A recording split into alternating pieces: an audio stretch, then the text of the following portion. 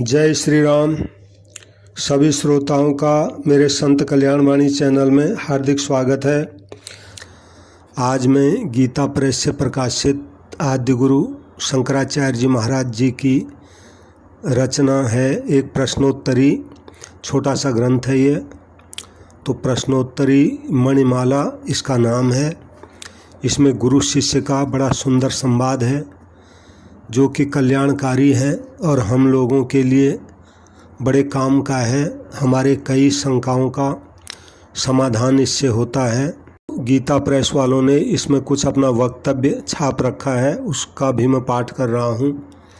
श्री स्वामी शंकराचार्य जी की प्रश्नोत्तर मणिमाला बहुत ही उपादेय पुस्तिका है। इसके प्रत्येक प्रश्न और उत्तर पर मनन पूर्वक विचार करना आवश्यक है। संसार में स्त्री, धन और पुत्रादि पदार्थों के कारण ही मनुष्य विशेष रूप से बंधन में रहता है। इन पदार्थों से वैराग्य होने में ही कल्याण है। यही समझकर उन्होंने यानी आदिगुरु शंकराचार्य जी ने स्त्री, धन और पुत्रादि की निंदा की है। स्त्री के लिए विशेष जोर देने का कारण भी स्पष्ट है। धन, पुत्रादि छोड़ने वाले भी प्रायः स्त्रियों में आसक्त देखे जाते हैं। वास्तव में यह दोष स्त्रियों का नहीं है, यह दोष तो पुरुषों के बिगड़े हुए मन का ही है। परंतु मन बड़ा चंचल है, इसलिए सन्यासियों को तो स्त्रियों से हर तरह से अलग ही रहना चाहिए। जान पड़ता है कि यह पुस्तिका खासकर सन्यासियों के लिए ही लिखी गई थी। इसमें बहुत सी बातें ऐसी हैं जो सभी के काम की हैं, अतः उनसे हम लोगों को पूरा लाभ उठाना चाहिए।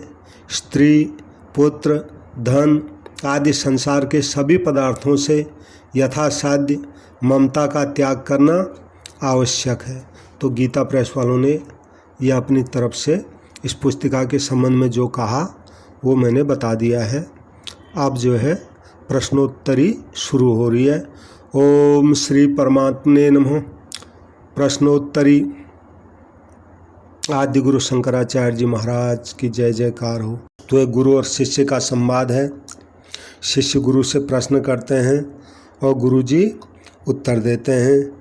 तो अपार संसार समुद्र मध्य समज्जतो मे शरणं किमस्ति गुरो कृपालो कृपया वदेतत् विश्वेश पादाम्बुज दीर्घ नौका।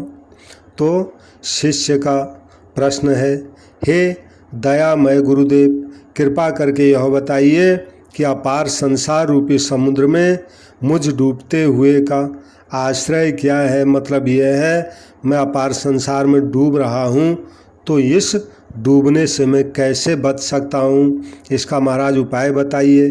तो गुरु जी का उत्तर है, विश्वपति परमात्मा के चरण कमल रूपी जहाज से ही आप डूबने से बच सकते हो। मतलब भगवान के श्री चरणों की शरण लेना ही अपार संसार समुद्र में डूबने से बचने का उपाय है। बद्धो ही कोयो विषयानुरागी कावा विमुक्तिर विषये विरक्ति को वास्ति घोरो नरकः स्वदेह तृष्णाक्षय स्वर्ग पदं किमस्ति। तो शिष्य का प्रश्न है, वास्तव में बधा कौन है। तो गुरु जी का उत्तर है, जो विषयों में आसक्त है वही बधा हुआ है। महाराज विमुक्ति क्या है। बोले विषयों से वैराग्य हो जाना ही विमुक्ति है। गुरु जी घोर नरक क्या है। तो गुरु जी ने कहा अपना शरीर ही घोर नरक है। अपना शरीर कहने का तात्पर्य यह है, ये शरीर मेरा बना रहे और मैं इससे संसारी सुख भोगता ही रहूं। ये जो मन में कामना रहती है शरीर को लेकर के, तो ये अधोगति करने वाली कामना है। इसलिए अपने शरीर को ही घोर नरक उन्होंने बताया। तो प्रश्न किया स्वर्ग का पद क्या है? गुरुजी ने कहा तृष्णा का नाश होना ही स्वर्ग पद की प्राप्ति है। अगला श्लोक है संसार हृत्क श्रुतिजात्म बोध को मोक्ष हेतु कथित स्वएव द्वारं किमेकं नरकस्य नारी का स्वर्गदा प्राण भृत्ताम हिंसा। महाराज संसार को हरने वाला कौन है? तो उत्तर मिला वेद से उत्पन्न जो आत्मज्ञान है, यानी आत्मा का ज्ञान हो जाना ही, आत्मा का अनुभव हो जाना ही संसार को हरने वाला है। महाराज मोक्ष का कारण क्या कहा गया है? बोले मोक्ष का कारण भी वही आत्मज्ञान ही है। महाराज नरक का प्रधान द्वार क्या है? तो कहा नारी ही नरक का प्रधान द्वार है। फिर पूछा स्वर्ग को देने वाली क्या है? बोले जीव मात्र की अहिंसा ही स्वर्ग को देने वाली है, यानी किसी को दुख नहीं देना, ये स्वर्ग को देने वाला भाव है। अगला श्लोक है शेते सुखं कस्तु समाधिनिष्ठो जागर्ति को वा सद विवेकी के शत्रवः सन्ति निजेन्द्रियाणि तान्यवे मित्राणि जितानि यानि के शत्रवः सन्ति निजेन्द्रियाणि तान्यवे मित्राणि जितानि यानि। महाराज वास्तव में सुख से कौन सोता है? बोले जो परमात्मा के स्वरूप में स्थित है वही सुख से सोता है। और जागता कौन है महाराज? बोले सत और असत के तत्व को जानने वाला ही वास्तव में जागता है। शत्रु कौन है? प्रश्न किया। बोले अपनी इंद्रियां ही शत्रु हैं, परंतु जो जीती हुई इंद्रियां हों वो इंद्रियां मित्र बन जाती हैं, यानी जो इंद्रियां जीती नहीं गई हैं, मनमर्जी से चलती हैं अथवा तो उनके पीछे हम चलते हैं, वो शत्रु रूप हैं। को वा दरिद्रो ही विशाल तृष्ण श्रीमांच को यस्य समस्ततोषो जीवन मृत कस्तु निरुद्यमो यः किं वा मृतं स्यात् सुखदा निराशो। महाराज दरिद्र कौन है? तो उत्तर मिला भारी तृष्णा वाला ही दरिद्र है। और धनवान कौन है महाराज? जिसे तो उत्तर मिला जिसे सब तरह से संतोष है वही धनवान है। अब पूछा वास्तव में जीते जी मरा हुआ कौन है? बड़ा सुंदर जवाब दिया। बोले जो पुरुषार्थहीन है वही मरा हुआ है। और अमृत क्या हो सकता है? तो उत्तर मिला सुख देने वाली निराशा, यानी आशा से रहित होना ही सुख देने वाला भाव है। यानी संसार से सुख लेने की जो आशा है उस आशा से निराश हो जाना ही यही क्या है? अमृत के समान है, ये बताया। पाशो हि कोयो ममताभिमान सम्मोहयत्येव सुरेव का स्त्री को वा महान्दो मदनातुरोयो मृत्युश्च को वाप यशः स्वकीयम। गुरुजी वास्तव में फांसी क्या है? बोले जो मैं और मेरापन है, ये मेरा है, ये मैं हूँ, ये मेरा है, यही फांसी है। महाराज मदिरा की तरह क्या चीज़ निश्चय ही मोहित करने वाली है? बोले नारी ही मदिरा की तरह मोहित करने वाली है। और कहा बड़ा भारी अंधा कौन है? बोले जो काम बस व्याकुल रहता है वही अंधा है। बोले मृत्यु क्या है? बोले अपनी अपकीर्ति ही मृत्यु है। को वा गुरुर्यो ही हितोपदेष्टा शिष्यस्तु को यो गुरु भक्त एव। को दीर्घ रोगो भव एव साधो किम औषधं तस्य विचार एव। तो प्रश्न पूछा कि गुरु कौन है?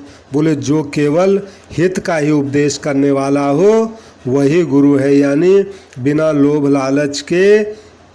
लोभ लालच और भय के जो केवल कल्याण का ही उपदेश करता हो, दूसरे की भलाई की ही बात कहता हो, वही गुरु है। और शिष्य कौन है? बोले जो गुरु का भक्त है वही शिष्य है। और बड़ा भारी रोग क्या है? बोले हे साधो, बार बार जन्म लेना यही सबसे बड़ा रोग है। बार बार जन्म का मतलब वही हुआ कि बार बार जन्मो फिर बार बार मरो, बार बार जन्मो बार बार मरो, यही सबसे बड़ा भारी रोग है। इसी को कहते हैं 84 का चक्कर। अब महाराज तो इस जो है बार बार जन्मने मरने की दवाई क्या है? बोले परमात्मा के स्वरूप का मनन करना ही यही बार बार जन्मने मरने की दवा है। यानी परमात्मा के स्वरूप का मनन का मतलब ये है कि भगवान क्या है? चेतन अमल सहज सुख राशि, वही हमारा स्वरूप है जो हमेशा आनंद स्वरूप है, वही परमात्मा का स्वरूप है। तो उस आनंद स्वरूप का मनन करना ही यही उसकी दवाई है। किं भूषणाद्भूषणमस्ति शीलं तीर्थं परं किं स्वमनो विशुद्धं किमत्र हेयं कनकं च कान्ता श्राव्यं सदा किं गुरुवेद वाक्यम। तो प्रश्न पूछा भूषणों में उत्तम भूषण क्या है? बोले सबसे उत्तम भूषण अपना चरित्र है। भूषण यानी आभूषण। बोले सबसे बढ़िया आभूषण क्या है? अपना उत्तम चरित्र है। और सबसे उत्तम तीर्थ क्या है? बोले अपना मन जो विशेष रूप से शुद्ध किया है वही उत्तम तीर्थ है। और इस संसार में त्यागने योग्य क्या है? बोले कांचन और कामिनी, यही संसार में त्यागने योग्य है। और सदा मन लगाकर सुनने योग्य क्या है? बोले वेद और गुरु का वचन ही सदा मन लगाकर सुनने के योग्य है। के तवो ब्रह्म गतेस्तु संति सत्संगतिर्दान विचार तोषा। के संति संतो खिल बीत रागा अपास्त मोहा शिव तत्वनिष्ठा। महाराज परमात्मा की प्राप्ति के क्या क्या साधन है, उपाय पूछा तो गुरुजी ने बताया सत्संग है, सात्विक दान है, परमेश्वर के स्वरूप का मनन है और संतोष है। तो आदि गुरु शंकराचार्य जी ने परमात्मा की प्राप्ति के ये साधन बताए। संतों का संग करो, सात्विक दान दो, परमेश्वर के स्वरूप का मनन करो और जो संसार में मिले उसमें संतोष करो। फिर पूछा महाराज महात्मा कौन है? बोले संपूर्ण संसार से जिनकी आसक्ति नष्ट हो गई है, जिनका ज्ञान नाश हो चुका है और जो कल्याण रूप परमात्मा के तत्व में स्थित हैं, वही महात्मा हैं।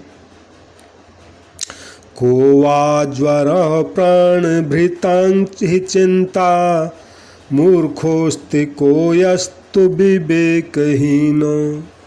कार्या प्रिया का शिव विष्णु भक्ति किं जीवनं दोष विवर्जितं यत्। महाराज प्राणियों के लिए वास्तव में ज्वर क्या है? बोले ये चिंता ही प्राणियों के लिए ज्वर है। बोले मूर्ख कौन है? बोले जो विचारहीन है वही मूर्ख है। यानी क्या ठीक रहेगा क्या ठीक नहीं रहेगा इसका जो विचार नहीं करता वही मूर्ख है। और करने योग्य प्यारी क्रिया कौन सी है? बोले शिव और विष्णु की भक्ति ही सबसे सुंदर करने योग्य क्रिया है। अब वास्तव में जीवन कौन सा है? बोले जीवन वही है जो सर्वथा निर्दोष है। विद्या ही का ब्रह्म गति प्रदाया बोधो ही कोयस्तु विमुक्ति हेतु को लाभ आत्मा वगमो ही यो वे जितं जगत केन मनो ही येनो। महाराज वास्तव में विद्या कौन सी है? बोले जो परमात्मा को प्राप्त करा दे वही विद्या है। और वास्तविक ज्ञान क्या है? जो यथार्थ मुक्ति का कारण है, यानी जो ज्ञान इस संसार के चक्र से मुक्त करा दे वही वास्तविक ज्ञान है। और यथार्थ लाभ क्या है महाराज? जो परमात्मा की प्राप्ति है वही यथार्थ लाभ है, यानी भगवान को पा लेना यही यथार्थ लाभ है। और जगत को किसने जीता महाराज? बोले जिसने अपने मन को जीता उसने जगत को जीता। सूरान महासूर तमोस्तिको वा मनोज बाणैर व्यथितो न यस्तु प्राज्ञोस्त धीरश्च समस्तु को वा प्राप्तो न मोहं ललना कटाक्ष। प्रश्न पूछा महाराज, वीरों में सबसे बड़ा वीर कौन सा है? बोले जो काम बाणों से पीड़ित नहीं होता वही सब वीरों में सबसे बड़ा वीर है। और बुद्धिमान समदर्शी और धीर पुरुष कौन है? बोले जो स्त्रियों के कटाक्षों से मोह को प्राप्त नहीं होता, यानी जिस पर स्त्रियों का बिल्कुल भी प्रभाव नहीं पड़ता वही बुद्धिमान है, वही समदर्शी है और वही धीर पुरुष है। विषाद विसंख्यं विषया समस्ता दुखी सदा को विषयानुरागी धन्योस्तु को यस्तु परोपकारी कह पूजनीय शिव तत्वनिष्ठ। महाराज विष से भी भारी विष कौन है?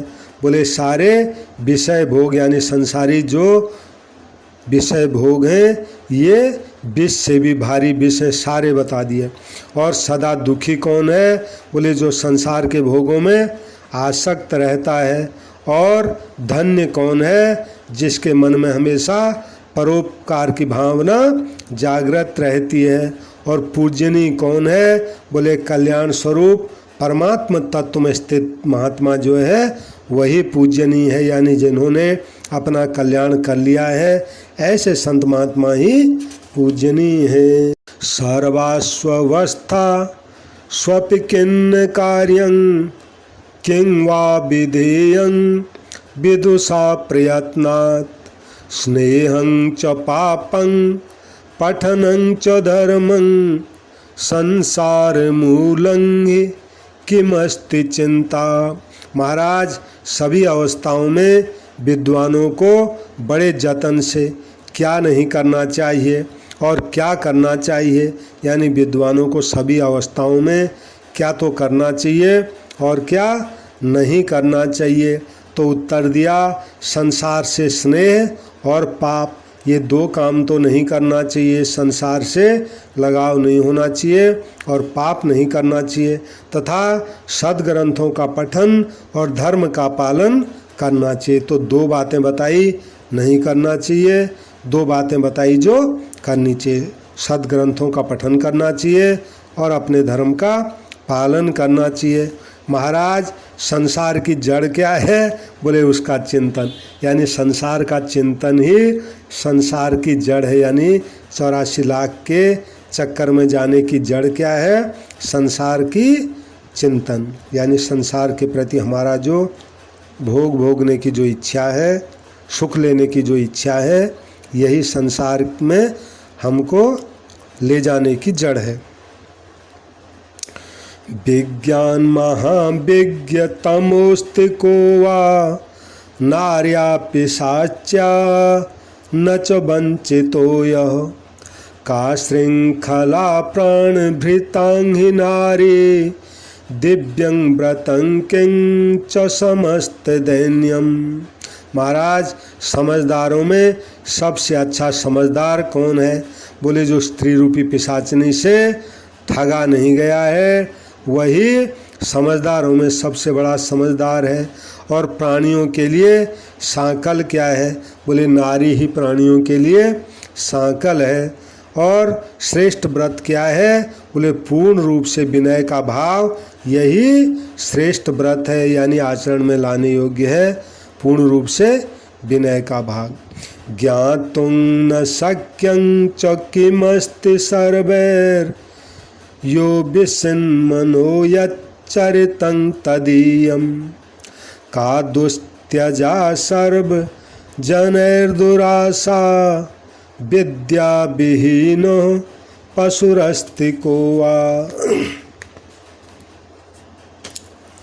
महाराज सब किसी के लिए क्या जानना संभव नहीं है? बोले स्त्री का मन और उसका चरित्र सब किसी के लिए जानना संभव नहीं है, नहीं समझ सकते। और सब लोगों के लिए क्या त्यागना अत्यंत कठिन है? बोले बुरी वासना यानी विषय भोग और पाप की इच्छाएं, इनको त्यागना अत्यंत कठिन है। बुरी वासनाएं बताए। पशु कौन है? बोले जो सद्विद्या से रहित है, यानी जो मूर्ख है वही पशु है। बासो न संग सहकैर्विधेयो मूर्खैश्च नीचैश्च खलैश्च पापै मुमुक्षुणा किं त्वरितं विधेयं सत्संगतिर्निर्ममतेश भक्ति। महाराज किन किन के साथ निवास और संग नहीं करना चाहिए? बोले किन किन का साथ नहीं रहना चाहिए, किसके साथ निवास नहीं करना चाहिए और किन का संग नहीं करना चाहिए? बोले मूर्ख का, नीच का, दुष्ट का और पापियों का। इनके साथ इनका संग भी नहीं करना चाहिए और इनके साथ रहना भी नहीं चाहिए। फिर पूछा मुक्ति चाहने वालों को तुरंत क्या करना चाहिए? बोले मुक्ति चाहने वालों को तुरंत सत्संग करना चाहिए और तुरंत ममता का त्याग करना चाहिए और तुरंत परमेश्वर की भक्ति करनी चाहिए। कहने का मतलब है सत्संग, ममता का त्याग और परमेश्वर की भक्ति ये तत्काल करनी चाहिए, इसमें देर लगाने का काम नहीं है, ये मतलब है। लघुत्वमूलं च किमर्थितैव गुरुत्वमूलं यद याचनं च जातो हि को यस्य पुनर्न जन्म को वा मृतो यस्य पुनर्न मृत्यु। महाराज छोटेपन की जड़ क्या है? बोले याचना, यानी दूसरे के आगे हाथ फैलाना ही ये छोटेपन की जड़ है। और बड़प्पन की जड़ क्या है? बोले किसी से कुछ नहीं मांगना, यही बड़प्पन की जड़ है। और किसका जन्म सराहनीय है? बोले जिसका फिर कभी जन्म न हो उसी का जन्म सराहनीय है। किसकी मृत्यु सराहनीय है? बोले जिसकी फिर कभी मृत्यु नहीं होती उसकी मृत्यु सराहनीय है। यानी जन्म मृत्यु, जन्म उसी का सराहनीय है जिसका दोबारा जन्म न हो, और मृत्यु भी उसी की सराहनीय है जिसकी आखिरी मृत्यु हो, यानी फिर उसका जन्म नहीं होगा तो मृत्यु कहाँ से होगी, ये मतलब हुआ। मूकोस्ति को वा बधिरश्च को वा वक्तुं न युक्तिं समये समर्थो तथ्यं सुपथ्यं न शृणोति वाक्यं विश्वास पात्रं किमस्ति नारी। बोले महाराज गूंगा कौन है?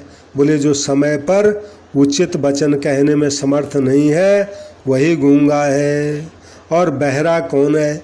बहरा कौन है? जो यथार्थ और हितकर वचन नहीं सुनता, यानी कि अच्छी बात बताओ तो उनको अनसुना कर देता है, उन पर ध्यान नहीं देता वही बहरा है। और विश्वास के योग्य कौन नहीं है? बोले नारी ही विश्वास के योग्य ने। नारी कहने का मतलब दुष्ट नारी से, दुष्चरित जो नारी है उसके संबंध में ये कहा है। तत्वं किमेकं शिवमद्वितीयं किमुत्तमं सच्चरितं यदस्ति ताज्यं सुखं किं स्त्रीमेव सम्यक् देयं परं किं त्वभयं सदैव। प्रश्न है एक तत्व क्या है? बोले अद्वितीय कल्याण तत्व, यानी एक परमात्मा ही एक तत्व है। सबसे उत्तम क्या है? बोले सबसे उत्तम, उत्तम आचरण ही सबसे उत्तम है। फिर प्रश्न पूछा कौन सा सुख तज देना चाहिए? बोले सब प्रकार से स्त्री से मिलने वाला सुख तज देना चाहिए। और देने योग्य उत्तम दान क्या है? बोले अभय। बोले किसी को अभय दे दो तो वही सबसे उत्तम देने योग्य दान है, यानी अभय दान ही सबसे उत्तम दान है। शत्रुर्महाशत्रु तमोस्तिको वा कामः सकोपा नृतलोभ तृष्णो न पूर्यते को विषये स्वएव किं दुःख मूलं ममताभिधानम। प्रश्न पूछा शत्रुओं में सबसे बड़ा भारी शत्रु कौन सा है? बोले क्रोध, झूठ, लोभ और तृष्णा सहित काम। ये शत्रुओं में सबसे बड़े शत्रु हैं। और कहा विषय भोगों से कौन तृप्त नहीं होता? बोले वही काम ही विषय भोगों से कभी तृप्त नहीं होता। दुख की जड़ क्या है? बोले ममता नामक दोष ही दुख की जड़ है। ये संसार में जो मेरा मेरापन रहता है इसी को ममता कहते हैं। बोले ममता नामक दोष ही दुख की जड़ है। सारे दुख इसी से पैदा होते हैं। किं मंडनं साक् सरता मुखस्य सत्यं च किं भूत हितं सदैव किं कर्म कृत्वान हि शोचनीयं कामारि कंसारि समर्चनाख्यम। महाराज मुख का भूषण क्या है? बोले विद्वता, यानी विद्वता के वचन बोलना ही मुख का आभूषण है। सच्चा कर्म क्या है? सदा ही प्राणियों का हित करना, ये सच्चा कर्म है। कौन सा कर्म करके पछताना नहीं पड़ता? उत्तर मिला भगवान शिव और श्री कृष्ण का पूजन रूप कर्म करके कभी पछताना नहीं पड़ता।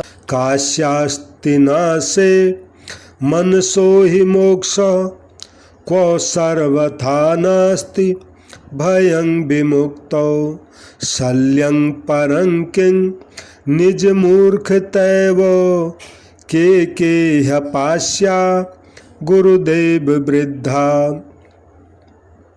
प्रश्न पूछा कि किसके नाश में मोक्ष है? बोले मन के नाश में ही मोक्ष है।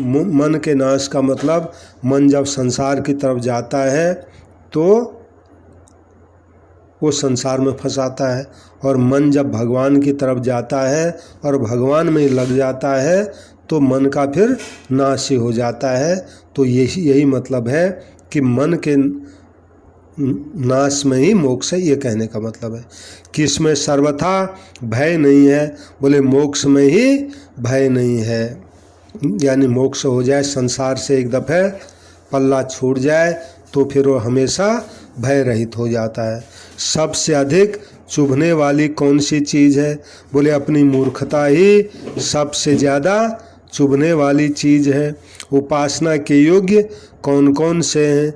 बोले देवता, गुरु और वृद्धजन, ये तीन उपासना के योग्य हैं।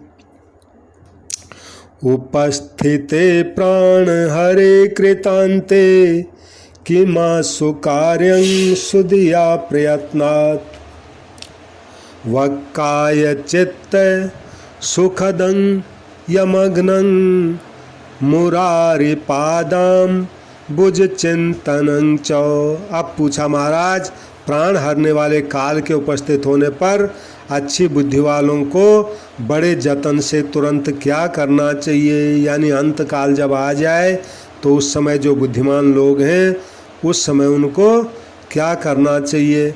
उत्तर मिला, सुख देने वाले और मृत्यु का नाश करने वाले भगवान मुरारी के चरण कमलों का तन मन वचन से चिंतन करना चाहिए। मतलब यह अंत समय में भगवान के श्री चरणों का चिंतन करना चाहिए।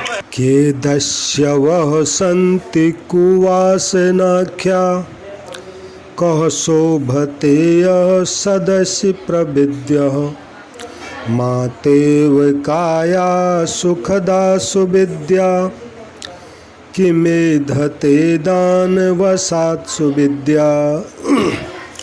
तो प्रश्न पूछा, डाकू कौन है? बोले बुरी वासनाएं ही डाकू हैं। सभा में शोभा कौन पाता है? बोले जो अच्छा विद्वान हो वही सभा में शोभा पाता है।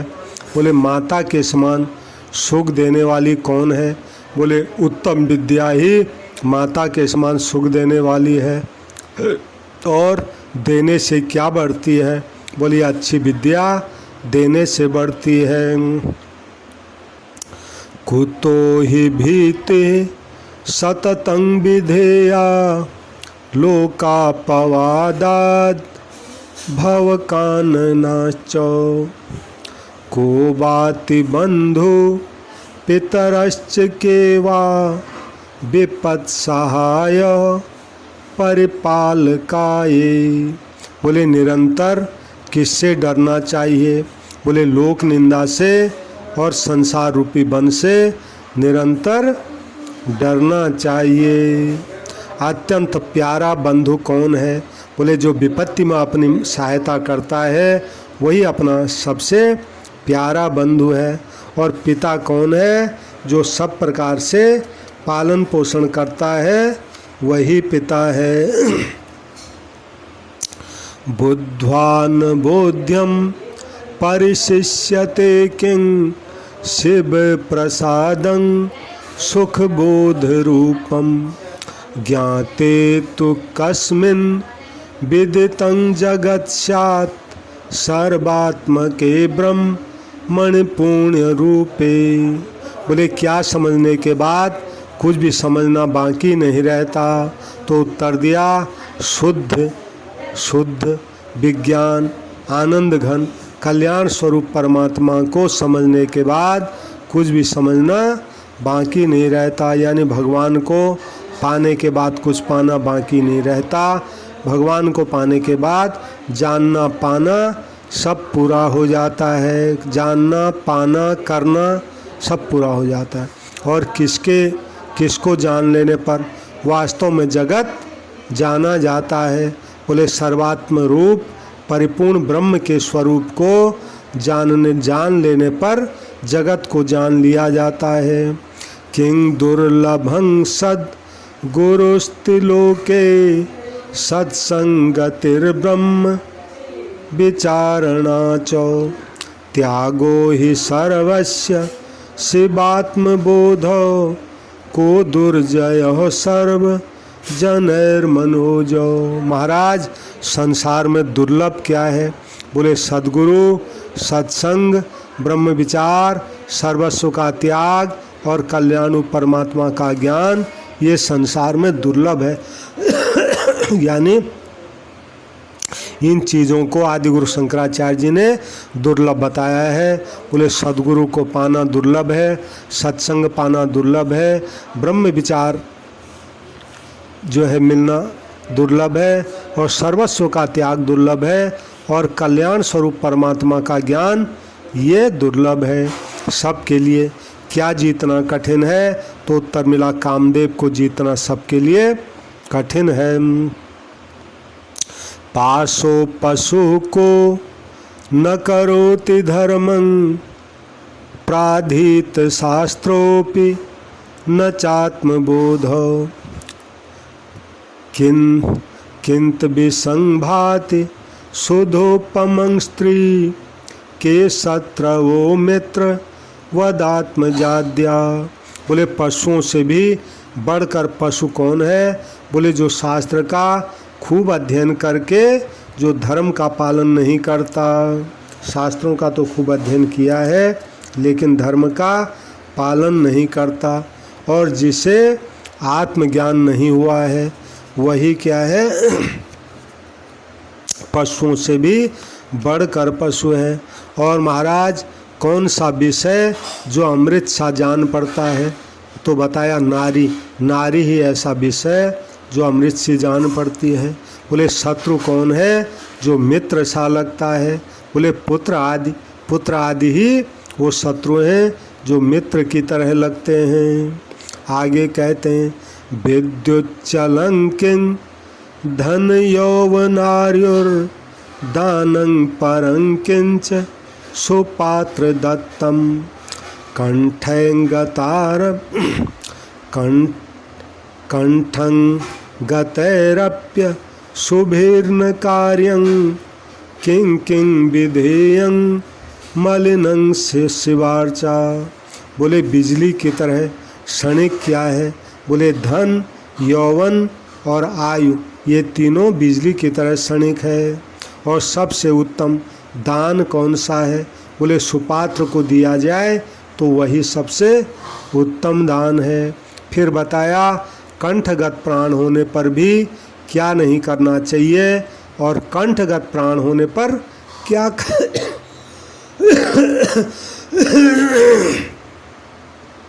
बड़ा सुंदर प्रश्न पूछा। कंठगत प्राण होने पर भी क्या तो नहीं करना चाहिए और कंठगत प्राण होने पर क्या करना चाहिए? बोले कंठगत प्राण होने पर भी पाप नहीं करना चाहिए और कंठगत प्राण होने पर भी कल्याण रूप परमात्मा की पूजा करनी चाहिए। यानी मरते दम तक पाप नहीं करना चाहिए और मरते दम तक भी भगवान की पूजा करनी चाहिए। ये बताया। आहर निसंकिं परिचंतयीनं आहर निसंकिं परिचिंतनीयं संसार मिथ्यात्व शिवात्मतत्वं किं कर्म यत् प्रीतिकरं मुरारे क्वास्थान कार्या सततं भवाब्धो। प्रश्न पूछा रात दिन विशेष रूप से क्या चिंतन करना चाहिए? बोले उत्तर मिला संसार का मिथ्यापन और कल्याण स्वरूप परमात्मा के तत्व का चिंतन करना चाहिए। यानी संसार नाशवान है और भगवान में ही हमारा कल्याण है। यही निरंतर रात दिन चिंतन करना चाहिए। अब पूछा वास्तव में कर्म क्या है? बोले जो भगवान श्री कृष्ण को प्रिय हो वही जो है वास्तव में कर्म। बड़ी सुंदर बात बताई। यानी जो भगवान को प्रिय हो वही कर्म है। फिर पूछा सदैव किसमें विश्वास नहीं करना चाहिए? बोले संसार समुद्र में विश्वास नहीं करना चाहिए। यानी संसार का भरोसा नहीं करना चाहिए।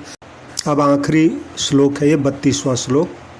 कंठं गता वा श्रवणं गता वा प्रश्नोत्तराख्या मणिरत्नमाला तनोतु मोदं विदुषांशुरम्यं रमेश गौरीश कथैव सद्यो रमेश गौरीश कथैव सद्यो। अंत में आदि गुरु शंकराचार्य जी कहते हैं इन प्रश्नोत्तर मणिमाला के संबंध में कि यह प्रश्नोत्तर नाम की जो मणि रत्नमाला है ये कंठ में या कानों में जाते ही लक्ष्मीपति भगवान विष्णु और उमापति भगवान शंकर की कथा की तरह विद्वानों के सुंदर आनंद को बढ़ावे। यानी ये जैसे भगवान विष्णु और शिव जी की कथा विद्वानों को आनंद देती है वैसे ही ये प्रश्नोत्तर रत्न मणिमाला भी विद्वानों के सुंदर आनंद को बढ़ाने वाली